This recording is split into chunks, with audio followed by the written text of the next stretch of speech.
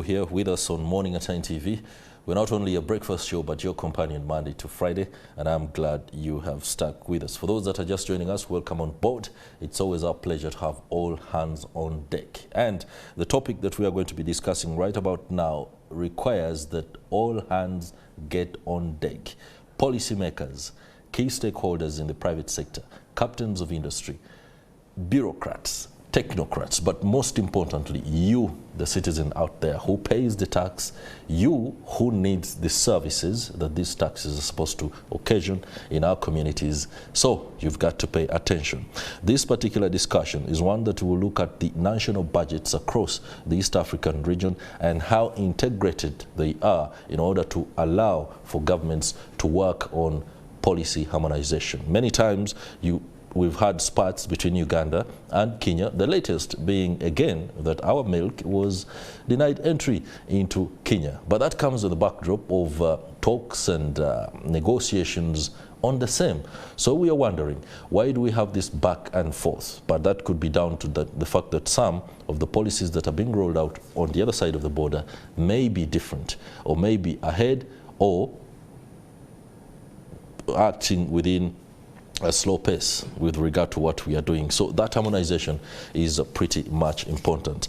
And in the next 2 hours, there shall be the East African Community Financial Year 2024-2025 Post-Budget Dialogue on Tax and Debt that is going to be held at Hotel Africana, and it will be airing live here on NTV, so it's something that you don't want to miss out. Experts and captains of industry will be gathering to share insights on how tax revenues can be hit, or rather achieved, but most importantly, the debt crisis and how it can be handled. So let's first stick to the conversation in studio. I'm joined on set by Aloysius Chitengo. He's the Program Coordinator, Financing and Development at the Southern and Eastern Africa Trade, Information and Negotiations Institute. Many of us know it as CIATINI. Many thanks for making it.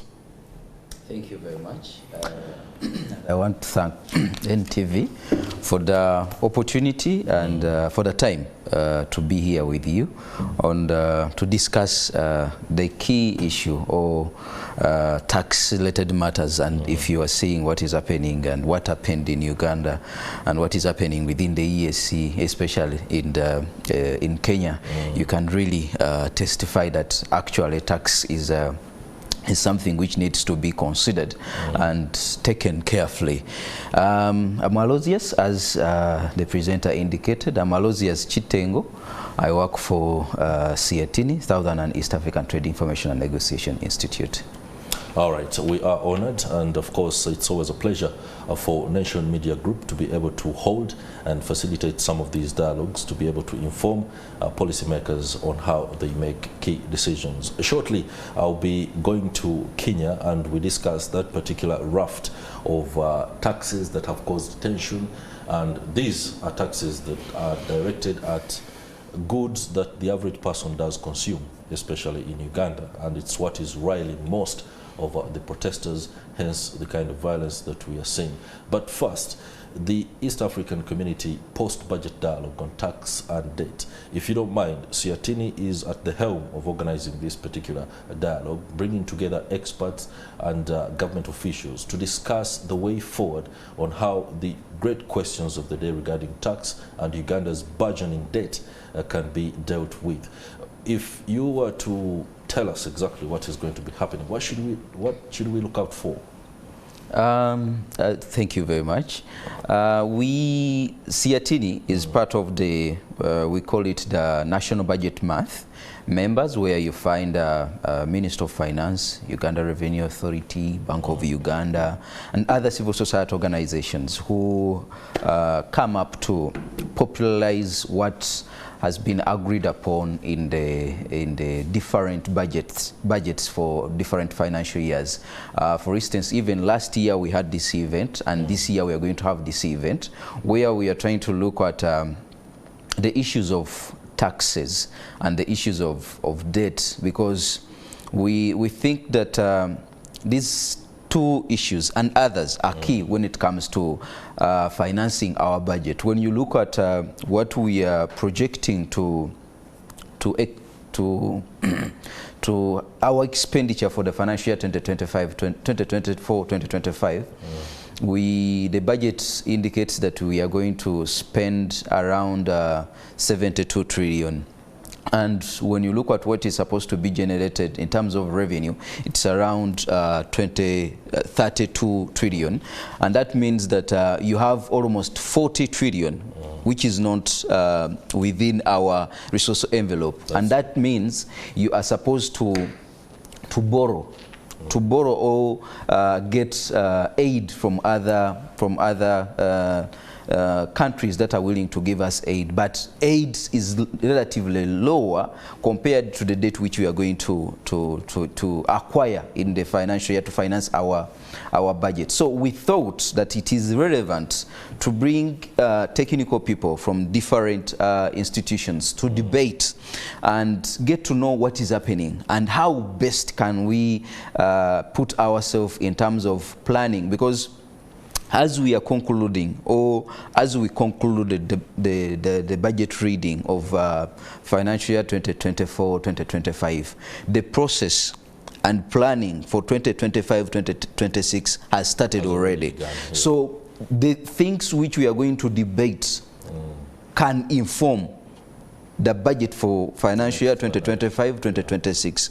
So we found it critical in the way that if you are looking at the tax and tax issues, how can we expand, widen the tax base? Because if you see what is happening, what you are talking about of the riots or demonstrations in Kenya is about increasing the tax burden indirectly, because the governments have in one way or the other don't have a wider base to generate what we call progressive taxes.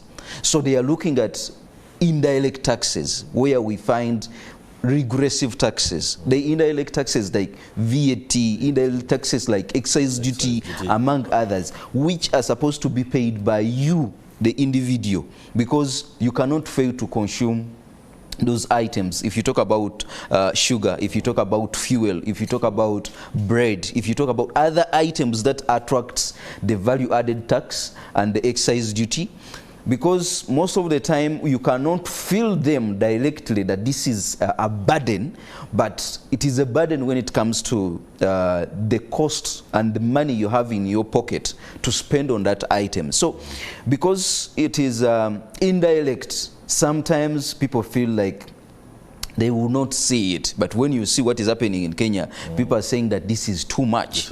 This is too much, because you are adding the way the value-added tax is structured at every level of value, it attracts an 18%. And even other excise duty, which is supposed to be a price from the factory, or they call it factory price, factory tax, which is added there. So you find that we wanted to popularize the issues of tax. We wanted to popularize issues of debt, so that people get to know what is happening. And when you look at what is going to happen down there, as you indicated, we are going to have technical people, policy makers, we are going to have business people to debate on the issues which were passed by the government of Uganda, but also even trying to get to know what is happening outside Uganda, because we as a country, Uganda is part of the East African community, and what is happening within the community also affects the country in particular when it comes to issues of tax, but also access to goods and services that are passing from other countries. And we have to know that Uganda is a landlocked country. What is happening in Kenya or Tanzania, in one way or the other, is going to impact on what we get in their country. In fact, some of the effects have already begun filtering through. We are receiving reports that many trucks are now held up at the border. That means transportation of really much needed goods is not happening. But allow me to stay on the aspect of the fact that the tax regime across the region is in a spot of bother, and many people are looking at it, whether it actually speaks to the aspirations of the people. When you look at the Daily Monitor, I don't know whether you've had a chance to, there is a montage, and a protester here is shown, and she holds a placard that has "Don't tax our dreams." you know. And this is something that is poignant for the Kenyan population, because when William Ruto was coming to power, his message was anchored on the young and the hustlers. I do not know whether this particular implosion, it appears spontaneous, but I'm sure that is something, I think it's, my producer has shared it. Is this something of betrayal of this particular section of society, or it speaks to the greater demands of the time? Have the Kenyan youth, or the hustlers for that matter, completely been dealt a raw deal by the president there in terms of the tax rollout? To me, before I go to that one, maybe we need to understand, and maybe this one gives us a picture, even the government of Uganda, that tax should be given a time for consultation. And citizens should be given an opportunity within their groups to be consulted on the tax which you are going to bring on board. Because if you don't get their perspective to feed into what you are going to come up with, in terms of, because we see most of the time government do modeling.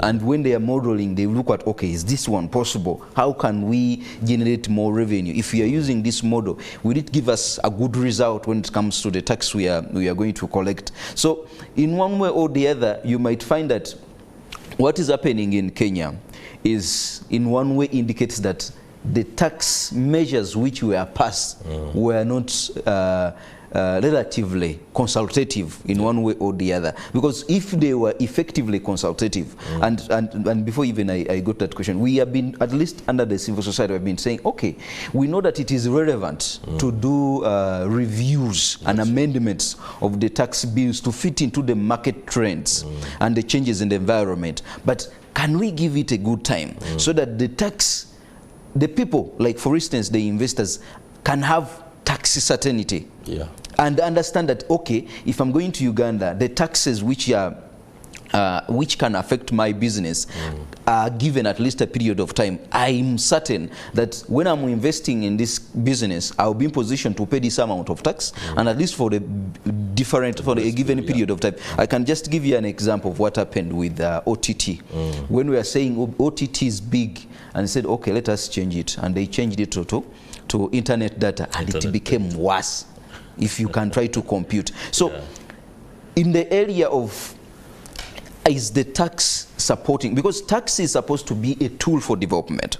We know that government need taxes to finance the developmental perspectives, the development projects, and the other demands of the economy. But you find that it should be a tool for development. You should use it at least a carrot and stick. There should be a balance. But as you're bringing that balance in terms of applying taxes, you should look at, if I'm putting this tax, how is it going to impact on the people who are going to pay it? Because as I told you prior, when you look at the indirect taxes, the way they look at them, they as if think that the impact will be minimal. But if that tax has an indirect impact on the individual who is going to pay it, because let me just give you an example of what happened in Uganda when we are saying that, okay, don't increase the taxes on fuel. For you say it is too little, 100 shillings is too little, but you don't know how 100 shilling is going to impact on development. So if it is the youth of Uganda saying that this one is killing our dream, because it is going to impact on it is going to increase the cost of production, it is going to reduce on the cost of consuming. Even when it comes to the people who are traveling to come to Uganda, they are going to reduce, because the fare to come from where they are coming to Kampala is going to increase. So that one is also impacting on the dreams of someone. You understand? So the indirect taxes that are applied have an impact when it comes to whose dreams you're talking about. So someone needs to understand it holistically than just looking at, let us generate revenue, but the repercussion of the revenue or the tax you are going to impose, how is it going to affect that person who is doing business at other levels or at each level? Because everyone is doing everyone is engaging in different activities, and each activity has a way of, the taxes you are applying has a way an impact on the business someone is doing. So you find that a comprehensive study is needed. Time is needed to understand the impact of a particular tax on the businesses of each individual at all levels. Okay. Mr. Aloysius Chitengo, time now for a short break, and when we return, we shall carry on that particular angle, but also look at how policy leaks and unfair business practices may be as a result of a lack of coordination and a synchronization of economic policies across the East African region. We shall also delve a little bit deeper into why the Kenyans are angry and at what particular taxes. Stay with us, we'll be right back. Of public transport within the city, and of course many of the buses that do apply their trade go to Kenya, and as you've heard, there is very little transport going on across the border. Reports indicate there is a hold-up as truck drivers try to figure out exactly how to go on, but of course they have a bit of patience. Somebody was telling me, if you ever in life achieve the kind of patience that a truck driver has, then you'll be able to hold on and wait for anything. Because if you can sit for more than 18 hours when you're supposed to be moving and you don't move an inch, oh my God, that is interesting. Let me now return to the studio to continue our conversation on the analysis of national budgets across East Africa and how they feed into each other, especially with regard to the readings of the budget, something that is supposed to demonstrate East African communities' commitment to synchronization of economic policies, regional unity, while eliminating the risk of policy leaks and unfair business practices. I have with me in the studio Aloysius Chitengo, Program Coordinator, Finance and Development at the Southern and Eastern Trade, Information and Negotiations Institute, CIATINI. That acronym usually brings out a bit of trouble. It looks to be long, but I'm glad there was an attempt to ensure it comes off very smoothly. We were, of course, trying to figure out how best can the tax regimes be harmonized? Is there even the need to harmonize? First and foremost, because the budget for Kenya, Uganda, Rwanda, Burundi, Tanzania are peculiar to themselves. For example, Kenya is rolling out Uganda shillings, the equivalent of 176. We are at 72 trillion. Burundi, we are at the same par with Tanzania, but there's a country like Burundi that will be using money the equivalent of 4 trillion Uganda shillings. And when you talk about synchronization and the need for each to look at what the other offers, some of us might not actually understand what is going to happen and how it happens when one who is so far away in terms of economic growth is seen to be able to handhold an economy that is really down. I don't know whether I make sense on that, but help us understand how Kenyan policy rollout, an economy that is rolling out a budget that is more, or rather twice ours, is expected to come down to our level so that we can do the synchronization. How is that done? One of the commitments which were agreed upon by the EAC member states, where you find Kenya, Uganda, Tanzania, Rwanda, Burundi, and then you have South Sudan and others, is to harmonize some of the issues that need for harmonization. And one of the issue which has been taken in terms of harmonization is the budget reading. The budget reading is key in one way or the other, because when you look at what happened when our minister was trying to read, there are components within the budgets, regardless of the amount of money, which is supposed to be informed by the economy, the economy of Kenya cannot be compared with the economy of Burundi.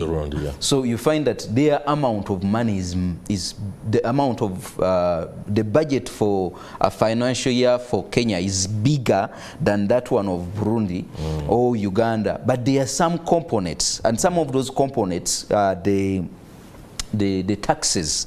If you look at the taxes, when you are doing business between the member states, you find that there are some call for harmonization of the taxes, and you get to know someone who is critical in terms of what has been read in a partner state in terms of budget. You will be in position to see, okay, how before even you look for the newspaper, before even you go to look for any document, you can say, okay, I will be in position to access ours, but the other country is trying to read its budget, and these are some of the components which are supposed to be informing the business I'm doing. But also when you look at the tax component, this is how much they are charging in terms of, for instance, in terms of the items I'm going to get, the items we are getting from that country, but also even the opportunities available. When you are listening to what the minister was saying, there are opportunities within.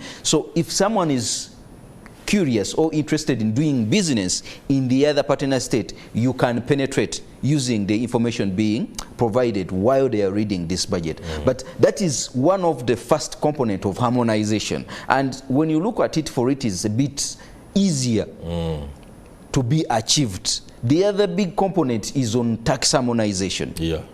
Because there's a huge elephant. Yeah, that is where even the challenge is, because we have been advocating for tax harmonization across the EAC, but maybe because of the difference in terms of the currency, but also even the weight of the currency we are trading in is also causing a problem. But also, even when it comes to the aspect of tax harmonization, it is not like you're going to have, just to give you an example of VAT in Uganda, which is charged at 18%, that you're going to have the same VAT across. But they can have some standards that are feeding into that can lead to tax harmonization to check on the problem of the tax and its challenges when it comes to trading. Because the EAC is trying to look at how can we have easy access of market between the member states, but also even supporting the flow of doing business between the member states, employment opportunities within the member states. So when they are reading this budget, it is not about the amount in terms of how much is going to be spent by the government, but also opportunities there which the citizens, because when you look at the definition of a citizen in Uganda, a citizen of Uganda is a citizen of the EAC. So the opportunities there, if you can tap into those opportunities, the budget reading gives you an opportunity to know that at least there is this opportunity and I can tap into those opportunities. And other benefits that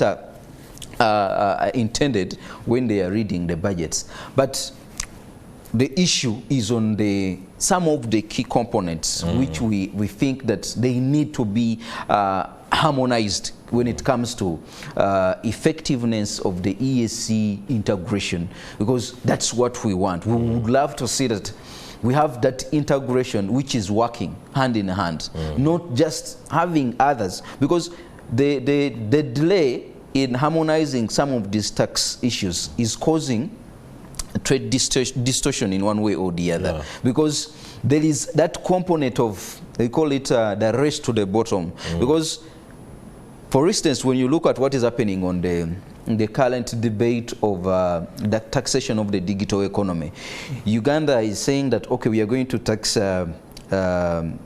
digital service tax of 5%. But now Kenya, which was on the 1.5%, has increased to 6%. So if you don't have harmony there, it means that you are almost creating a loophole where members are going to have more investors within their countries than the other country, partner state. And that one creates competition among member states. And in one way or the other member states are going to have a fight or reducing on their tax incentives and exemptions or their tax rates to attract investors to do businesses. Because what you have to know, down there is what we call the common external tariffs, which we have agreed upon, that someone who is trading between these two member states are supposed to treat a particular good or service at this rate. And if you're within the EAC member states, you can benefit from the equal treatment as the EAC member states. So if someone comes to invest in Kenya, you is going to benefit from the same treatment because he's a EAC member state. And you are going to lose in terms of employment opportunities, job creation for the people, taxes in terms of revenue you are going to create. Because if you are creating jobs, if you are establishing an investment within a country, it doesn't stop at the taxes which are taxed from your corporate income tax, but also the taxes that are taxed on the people you are employing, but also even on the backward and forward linkage. So failure to harmonize the taxes at the EAC level is causing problems for the member states. Interesting perspective there. But of course, let me speak about the fiscal landscape. And of course, it feeds into exactly what you say that brings about the distortions. For example, growth alone across the various economies is totally different. There are economies, for example, Uganda, Tanzania and Kenya, where you see, and South Sudan rather, where you see tax to GDP ratio growth standing at 18%, 13.7%, 12.7% and 3.6% respectively. And then we have Rwanda and Kenya that experienced major contractions. You know, in light of that, the variation in growth patterns and levels of these tax to GDP ratios demonstrates diversity that must be accepted. That this is happening there, what are the causes of what is happening there. It also feeds into the element of particular sentiment that we see in Kenya. Are the youth in Kenya simply angrier than the youth in Rwanda, Burundi or Uganda, or the measures that are rolled out there are pressing them because the aspects of the economy are totally, kind of, if I'm to get the very best word to use here, is that what is pressing the Kenyan citizen is totally different from what is pressing the Ugandan citizen. If it were similar, then perhaps the same amount of reaction could be seen across the region. But that is more politically inclined. What I want us to be able to effectively talk about is the fact that the parity must be able to be, can this harmonization achieve parity? For example, where we know that in case investors are looking at Uganda ahead of Kenya on account of tax, what can be done the other side to be able to pull in investors at the same level like any other one country? It's a bit too much, but we need to be able to come around it because it's a fundamental problem when it comes to whether one country increases the budget on account of what the other does, yet the economy is bigger and this is lesser. Okay, maybe there are a number of questions within the question. Okay. But let me try to attempt... I have a lot of statistics that have been, poured here, and I'm trying to get onto it, but let's keep it to how, for example, what we are seeing in Kenya. If the taxes that the Kenyans are angry about are either similar or feed into the same sentiment that Ugandan taxes are being rolled out, why the anger and not any other place? For us, are we okay with these taxes? Is it the case of being able to wither the economics of the day, unlike the Kenyans? We need to understand why the Kenyans are angry and any other person across East Africa is okay. Thank you very much. I know there's a political angle to it. Maybe let me start from the perspective of because when you are trying to look at the tax to GDP ratio and the differences of the tax to GDP ratio, which is informed by the economic activities within, and the ability of the tax administrators to collect taxes, and that's why we have a variance in terms of, not a variance, but a difference in terms of of the tax to GDP ratio. Let me just start by saying that Uganda, as per the domestic resource mobilization strategy, we were planning to secure at least 16 to 18% by 2024, 2025 for the domestic resource mobilization strategy. But when you look at where we are in between 13 to 14 tax to GDP ratio. And when you look at the picture which we had, or the vision we had at the EAC level, we are looking at scoring at least 25% tax to GDP ratio, and that is far away from what we have now. So what are some of the challenges that are making us not to reach the tax to GDP ratio? Some of those challenges we have, they talk about the informality or the informal sector, or what they call the dark economy, which is not within the taxable net, and it is causing the revenue authority problems in bringing them into the taxable net to tax them. We have the issues of corruption, which is taking a lot of money. And when you look at what the IGG was talking about, of almost 9.1 trillion is lost, and annually. Is annually. And when we were looking at what, if you got the opportunity to look at the Mbeki report on illicit financial flows, he was saying that only corruption is contributing 5%. But the other, like economic activities, criminal activities, economic activities contribute 65%, criminal activities contribute to around 30%.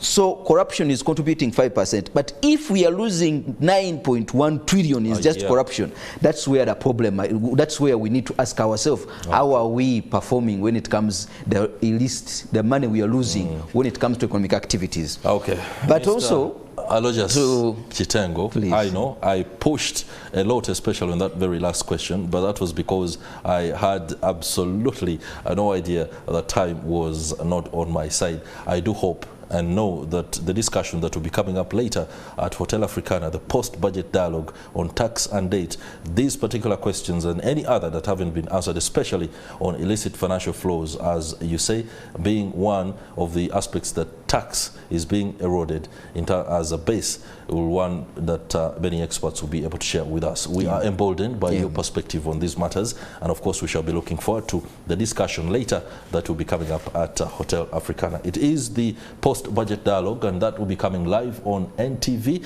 You don't want to miss that, because key policymakers will be giving us critical insight. Now, stay with us if you must. What's coming up next is really interesting music to help you study math. We've had incidences and stories where cows and animals have been given a bit of music at a farm in order to allow them to produce a lot more milk. Interesting there. I now do understand that humans and students can use music to improve their learning of mathematics. I don't know which particular songs will apply for somebody to understand some of the very tough aspects of mathematics. I wish these kind of things were done when I was in P4. I wouldn't be so bad at mathematics right now. Let's go for a break. When I return, I'll be speaking to Professor Sylvia Tamsuza, and she will be talking to us about performing arts in teaching and learning mathematics. Stay with us.